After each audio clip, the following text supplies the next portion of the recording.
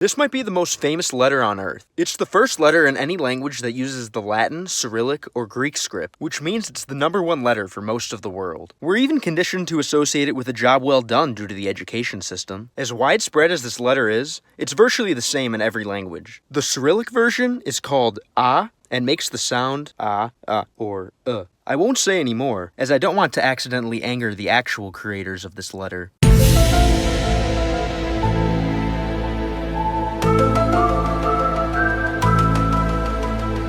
There are an insane amount of Cyrillic letters that look like B. Some are common, some are rare. I like to call this one B with a hat in its uppercase form, or curvy B in its lowercase form. It's common in every Cyrillic using language. It's called B, and it sounds just like the B we know and love in English. B.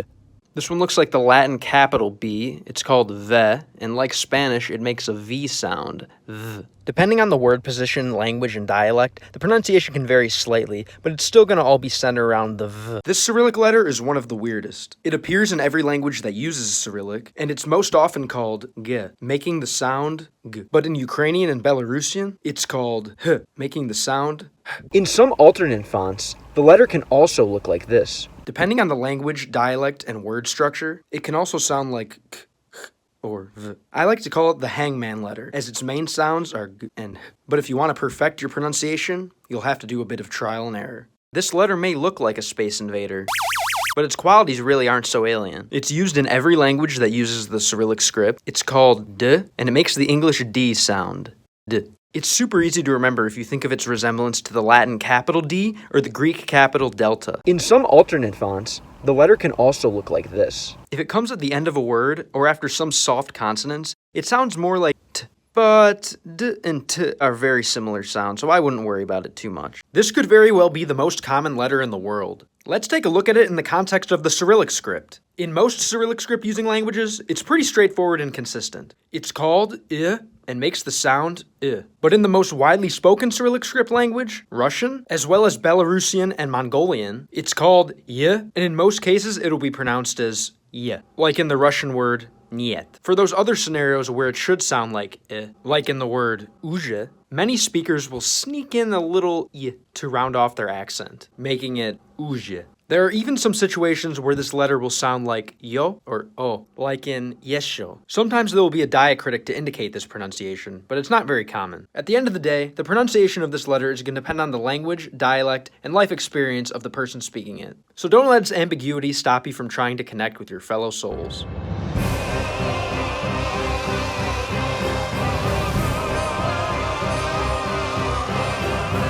This letter has made me start believing that vowels are a scam. It appears in many Latin script using languages, but this video will analyze the Cyrillic version. In Cyrillic, it appears in Russian, Belarusian, Mongolian, and some smaller minority languages. In almost all of these languages, its name is yo, and it makes the sound yo, yon, or which, if you talk fast enough, basically all sound the same. Wait, at full conversation speed, all vowels kind of sound the same. At least Russia seems to think so, because there are many Russian words where the two dots on top of the letter yo just aren't written. Take a look at this word. How do you think it's pronounced? Yeshe? Nope. Try yesho. Or how about this one? It's written as svoye, but it's actually pronounced svoyo. In Russian, this happens with other vowels too. Check out this word. You think it would sound like eto, but it's pronounced as eta. What is going on in Russia? When I was younger, some of my friends' parents told them not to hang out with me because my preferred greeting was yo. Maybe that's what's going on in the Russian language. Yo. What might this symbol be? Is it an asterisk? No, you f***ing shithead. This special snowflake is a letter in the Cyrillic alphabet, and its name is zhe. It appears in every language that uses the Cyrillic alphabet, and the sound it makes is similar to its name. That sound is zh. See how it kind of looks like someone sprawled out on an inner tube at a water park, getting some leisure time? Or maybe like someone laying on a beach somewhere, right under some buried treasure. Wait, what's that? Maybe pleasure is a better word to help remember its pronunciation? If you don't want to use any words to remember it, luckily its Latin equivalent is hidden right in the letter itself. Zh. While some TikTok users like to say, "It's just a number, bro," that sentence doesn't apply to this symbol. In the language of the universe, it is a number, 3, but in the Cyrillic script, it's also a letter. It's found in every Cyrillic script using language. It's called ze, and it takes the sound of the English letter z. Z. To remember the pronunciation when I see it in a word, I always think of a middle-aged Slavic man driving a BMW Z3. Z. Looks can be deceiving in the Cyrillic alphabet. You might think that this backwards N makes a consonant sound, but really, it's a vowel. It's called E, and it sounds like E or I. It's used in every Cyrillic using language except Belarusian. In some alternate fonts, the letter can also look like this. Here's what goes on in my head when I see it in a word. It can also be a word itself, usually meaning and. Focusing on the middle part will help you remember how it's pronounced, but remember, it's only E or I, never I. This is one of my favorite Cyrillic letters. To me, it looks like a backwards N with a crown, but it's really a Cyrillic E with a crown. When it's wearing its crown, its name becomes short E. I guess it's trying to look taller by wearing its crown floating on its head. It appears in every Cyrillic script using language except Serbian, Macedonian, Montenegrin, and Bosnian, who use a different letter for the sound that this letter makes. That sound is E. To understand the difference between short E and regular E, let's take a look at the Russian word for Russian, Ruski. Notice the difference in pronunciation between the two similar letters, Ruski. Although both letters are called E, the one with the crown gets to make the sound E. Most of the world knows this symbol. On its own, it's a brief but rude way to respond to a text. 2 of them and you have a guitar-playing dog. 3 together? Well, that's a group of sad boomers who never got enough love. Or a Brazilian internet laugh. But the beauty of this symbol is that no matter what language or script it's found in, it makes the same sound. K. In English, it's known as K, and in Cyrillic, it's called Ka. It's used in virtually every Latin and Cyrillic script using language, which means the majority of the world uses it every day. But no matter what you call it, it sounds like K. This lovely Cyrillic letter looks like someone lunging. It's enlisted by every Cyrillic using language, where it also can look like this. It's called L, and it sounds like L, L, L, or L, which to me are literally exactly alike. Let's look at how I like to remember it. Just isolate the long, lanky left leg. It almost looks like a flipped Latin capital L, and you'll learn the pronunciation of this Cyrillic letter naturally. L. When you see this letter, what language do you think of? Because of words like me, more, and mine, I tend to think of the consumerist West and the languages that are spoken there. I was shocked to find out that this letter also appears in Cyrillic script languages, and it makes the same sound as it does in the West. In the Cyrillic context, the letter's called am. It's used in every language that has the Cyrillic script, and the sound it makes is m. Be sure to note that the lowercase form of this letter is just a smaller version of the uppercase form, as this has a completely different meaning in some Cyrillic script languages. With this info in mind, get out there and make some ams today. If you want to learn this Cyrillic letter, you'll have to reprogram your brain again. This symbol can mean a few different things for us in the West, but our friends in the Far East all know it as N. It's used in every Cyrillic script using language, and it makes the sound M. As an English speaker, I just visualize turning the middle piece a bit to make it look like the N that I know. Every human in the world knows this symbol. If I was a caveman and I found a stick in the woods, I'd probably draw something like this. Circles are within us. They say so much without ever speaking a word. Not only do they represent things like unity, perfection, and infinity, but they also appear naturally in the world around us. Since humans like to borrow ideas from nature for their own creations, it only makes sense that the circle exists as a letter in most languages of the world. In this part of the world, where the languages use the Cyrillic script, it's commonly called O. It makes the sound O, or and it's found in every language that uses the Cyrillic script. Isn't it a great thing to see how cultures overlap? Many Cyrillic letters are derived from Greek. This one comes from arguably the most famous Greek letter of them all, pi. It's called pe. It appears in every Cyrillic using language, and it sounds like p. You could remember it by focusing on its similarity to pi, but be careful, as there's another Cyrillic letter that looks like pi as well. I remember how to pronounce it by noticing its resemblance to a perfect, peaceful staple. I remember when I first saw the Russian word for Russia, Potsner. If you speak a Latin script language, this symbol only means one thing. P. In Cyrillic, the letter's called R, and it makes the R sound. R. If you're trying to learn a Cyrillic script language, you're going to see it a lot because it's in all of them. You can always override your brain's programming with some trusty mental spray paint. Focusing on the upper left-hand corner of the letter will help you remember how it's pronounced.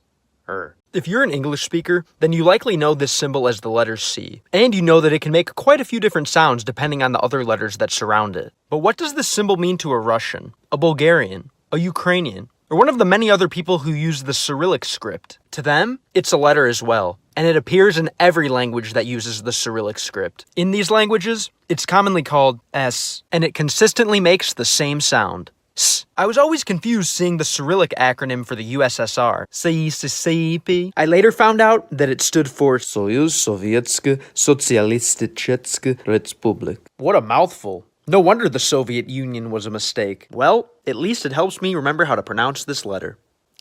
Here's another symbol that's shared by the whole world. It appears in some shape or form in almost every script on Earth. It's a staple in Latin, the most widely used script on the globe. It shows up all over the Chinese characters. And in India's two most common scripts, it seems to be in almost every letter. But in this video, we're going to take a look at its role in the Cyrillic script. This symbol appears on its own as a letter in every language that uses Cyrillic. It's commonly called te, and just like in Latin, it makes the sound t. In Cyrillic, for some reason, it can also look like this in alternate fonts. It's amazing to see how much we all have in common. People from different cultures sometimes don't get along because of history, poor leadership, or personal experiences. But underneath our different cultures, we're all members of the same culture, the same race. Human. So it should not be taboo to make jokes or critiques about your fellow brothers and sisters. Acknowledging our differences is what makes life worth living, but make sure to do it out of love. Studying a foreign language means time and effort put towards understanding and connecting with people completely different from you. It's a monumental exercise in empathy. If the whole world spoke the same language, we'd be one giant step closer to fixing the mess of the modern world. So keep studying and remember this letter. It looks like someone coming in for a hug, so use it to hug your fellow humans with words. And that's the t. This is quite an interesting letter in the Latin script. Here's a list of some of the sounds it makes, and that's not even all of them. But in the Cyrillic script, this letter's much more consistent. It only makes one sound. In Cyrillic, the letter's called U. It's a crucial part of every Cyrillic script language. And guess what? Just like its name, the sound it makes is U. When I see it in a sentence, I completely ignore the bottom half like the gentleman I am, and I keep my eyes up here. The shape of the top part helps me remember the pronunciation. Ooh. Did you know that this is a Cyrillic letter? Although some might say, it was stolen from Greek, it's grown to global status. We can use this symbol as an example of our shared humanity. Besides, the Greek version looks a bit different anyways. As a global symbol, it appears as a letter in every Cyrillic script using language. In Cyrillic, it's called F or F, and the sound it makes is F. To help remember, I always think of phosphorus on the periodic table, or phosphor, as the sound appears twice, and the symbols look similar. After all, the periodic table was invented by a Russian guy. I guess that's a win for the Cyrillic script. Wait. Oh, what the f? This has to be the symbol with the highest amount of different meanings. From a kiss to a railroad crossing sign to just plain no, this symbol has countless different uses. It's only fitting that when used as a letter, it can signify many different sounds depending on the language that it appears in. When it appears in a Cyrillic script using language, it's typically called ch. It's used in every language that has Cyrillic, and the sound it makes is ch. I learned foreign languages by playing video games with native speakers. I found out from my investigations that in most Cyrillic languages, this letter is used to designate laughter. So it's not too hard to remember once you've seen it a few times. But don't be fooled. It's not ha ha ha. Instead, it's a more Slavic laugh. Ha ha ha. This little U with the tail makes the ts sound. It's pretty easy to remember if you think of the classic Russian word tsar. If that doesn't work, it does look an awful lot like Caesar Milan reaching down to nip the ear of a misbehaving dog. This upside down backwards lowercase h is a very common letter in the Cyrillic script. Its name is ch. It appears in every Cyrillic script using language, and it makes the same sound in all of them. Ch. While some Cyrillic characters look like Latin letters flipped sideways, ch is flipped both sideways and upside down. I remember how it's pronounced by imagining the noise a condescending snob would make after noticing that it's upside down. This letter doesn't even know which way is up. Ch. How embarrassing. It's hard to be a human and not know about the multilingual onomatopoeia sh used to stop someone from speaking. GameLang, your videos are just ripped off from Wiki. In the Cyrillic script, that sound can be made with just one letter. It's called sha. It's used in every Cyrillic script language, and as you can guess, it sounds like sh. Other interjections like oh, huh, and wow are generally used in a short and blunt manner, but sh can be extended indefinitely. Shh. Conveniently enough, sha appears to be the Cyrillic letter with the longest horizontal distance. Focusing on the length of the letter helps me remember how it's pronounced.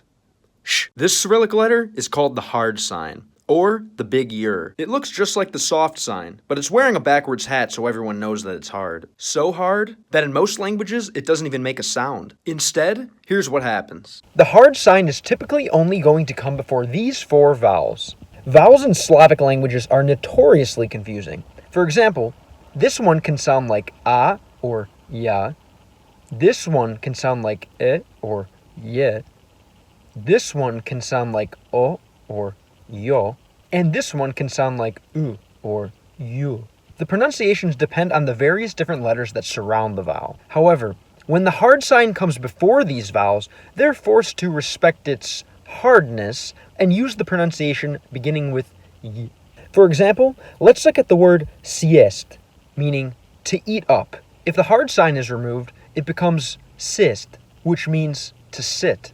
Here's another example with a familiar word, object, which of course is a translation of the English word object. Listen to the pronunciation of the similar word object, which is a promise. Only about half the Cyrillic using languages use this letter, with the rest electing to use an apostrophe instead. Bulgarian seems to be the only language where this letter does make a sound. In Bulgarian, it sounds like ugh, but for the rest of the Cyrillic languages, it's just a glorified apostrophe. Have you seen this symbol before? Think about it, but don't think too hard. Spending too much time thinking about previous mistakes is useless, and it can turn you into a simp fast. Interestingly enough, in the Cyrillic script, there's a letter that can alter the past. It's called the soft sign, or the small yur. It's used in every Cyrillic script language outside of Tajik and Uzbek. It doesn't make a sound on its own, but instead it softens the consonant that comes before it through a process called palatalization. This just means that you pronounce the consonant with your tongue lightly touching the palate or roof of your mouth. Let's take a look at the Russian word for end. Kon. When you add the soft sign to the end of it, it becomes kon. The word for horse. Just remember, we've all done things we wish we could take back, but you can't change what's been written, and only a soft little bee would try. The Russian language has so many rules that they had to invent a few extra letters. And this symbol is one of them. Let's take a look at your stereotypical letter E, known as ye in Russian. It can make the sound e or ye, depending on its position in a word and the letters around it. But what happens when the phonetic rules suggest that it should be pronounced as ye, and we want to pronounce it as e instead? That's where this symbol comes in. Here's an example.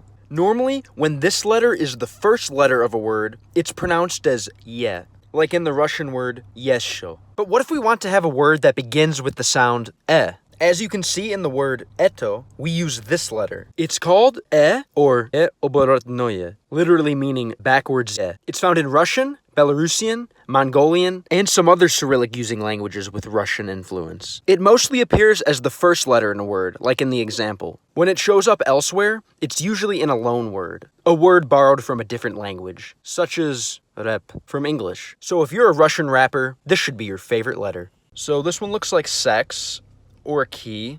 It's used in pretty much every language that uses the Cyrillic script, and I like to call it the Soldier Boy letter because its name is, and it's pronounced as... This backwards capital R is a vowel in the Cyrillic script. It's present in the majority of Cyrillic using languages. It's called ya, and as its name suggests, in most cases, it sounds like ya. However, when it comes after a soft consonant, which is a consonant pronounced with the tongue close to or touching the roof of the mouth, The y is dropped, and it's pronounced as a. In these cases, depending on language, dialect, and word structure, it can also sound like a, or I. But for most situations, you can focus on its similarity to a jumping Mario to remember its most common pronunciation. Do you know what letter you're looking at here? It's pretty easy to understand, but first you have to be familiar with a few different concepts. Let's take away the accent marker at the top. We'll come back to it later. Now we just have the main part of the letter. You might now think that this is the Latin letter Y that we use in English. Want to know how you can tell it's not? Take a look at the capital font version. If it were a Latin Y, the bottom part would be straight. Since it's not a Latin Y, let's continue on to the second most used script that has a similar looking letter, Cyrillic. We have our winner. This is a Cyrillic letter. You can tell because both the uppercase and lowercase versions have a diagonal bottom part. In Cyrillic, this letter is called U, and it will virtually always make the sound U, just like its name. You can remember that by focusing on its top part, which looks like the Latin U. Now that we've got that out of the way, let's reintroduce our accent marker. Today's is this horizontal bar, commonly called the macron. Macron comes from an ancient Greek word for long, and it commonly serves as an instruction to use the long pronunciation of a vowel. Easy, right? Let's listen to a long pronunciation of the oo sound. Something like oo or It's really intuitive. Following that logical thinking, when the macron is added to the Cyrillic letter U, the final product will be called the U with macron. Sometimes the macron only appears in dictionaries and textbooks, but the with macron is actually an official letter in some Cyrillic-using languages. The most widely spoken Cyrillic language that uses this letter in its alphabet is Tajik. Otherwise, it will appear in smaller minority languages like Kildin Sami, Mansi, or Aleut. I wish all of the world's letters made this much sense. Have you ever tried to write a letter K and extended the leg a little too far? Don't worry, you can just say you were writing this other letter. Well, what is this letter, and where would you find it? It's a letter in the Cyrillic script, and it comes from another Cyrillic letter. You heard that right. This familiar letter K in the Latin script is also a letter of the Cyrillic script, and its name is Ka. The cool thing is, the sound that Ka makes in Cyrillic and the sound that the K makes in Latin is the same. K. A letter that certainly is not in the Latin script, however, is this one. The extended K is what I would call it if it was a Latin script letter, but did I mention that it's not? Its name is the Ka with descender. So next time you draw an asymmetrical K, or Ka, you can just say that you're adding a descender. So what does that descender do? Where the Ka makes the K sound, the Ka with descender makes the K sound. For that reason, it can also be called cuff. The K sound is like the K sound, but instead of your tongue making contact with the roof of your mouth, it makes contact with or near your uvula. I don't know about you guys, but as an English speaker, the idea of my tongue making contact with my uvula gives me the heebie-jeebies. That seems to be no problem for speakers of Kazakh, Uzbek, and Tajik, as well as various minority languages, because that's where it can be found as a letter. That's great that they're comfortable touching their tongue to their uvula, but it still makes me feel uneasy. Luckily, this letter just looks like a letter K shaking an uneasy feeling out of its leg. Take a look at this interesting symbol. It's a letter used in some versions of the Cyrillic script. It might look like the Latin letter F, but it actually comes from taking this other Cyrillic letter derived from the Greek gamma and adding a horizontal stroke through the middle. It's primarily used in the alphabets of Kazakh, Uzbek, Tajik, and it can appear in some smaller minority languages as well. It can take the name G with stroke, but it's more commonly referred to by the name Gain. It can make the sound but a more proper pronunciation is further down in the throat, near the uvula, something like which is convenient because the letter itself looks like someone getting a ham bone stuck in their throat. Does something seem strange about this symbol? Don't worry, your screen isn't glitching out, but don't try to wipe it off either. That's right, this symbol is actually a letter, and it looks exactly as it's supposed to. It's based on one of the world's most common shapes, an X, cross, chi, multiplication sign, whatever you call it, you certainly recognize it. As you already know, this shape can have various different meanings, but one of its most common applications is as a letter, used by most of the world. Well, what happens when you take this very common letter and you add this thingy to its bottom right leg? It's still a letter, of course, it just becomes a different letter. The thingy that's added to it is known as a descender in the linguistics world. And when you add it to an X, it becomes a much less common letter. The new letter that's formed is only found in the Cyrillic script, where the X that we know in English is called Ka. Naturally then, this new letter can be called the Ka with descender. Not very creative, but every language that uses the Ka with descender has their own name for it. Some of those languages are Tajik and Uzbek, along with various smaller minority languages. The cool thing is, in most of these languages, the sound it makes is basically the same. The traditional Cyrillic Ka makes the sound H, which is made where the back of your tongue meets the roof of your mouth. The Ka with descender is going to sound like H or H, which is the same type of sound, but it comes from further down in the throat, specifically your glottis or pharynx. It's so amazing that these Cyrillic letters literally tell you how they're pronounced. For one, Ka already tells you that it's made by closing up your airway, and then the Ka with descender just instructs you to descend a little bit further down towards your core. Language is such a cool mix of emotion and logic.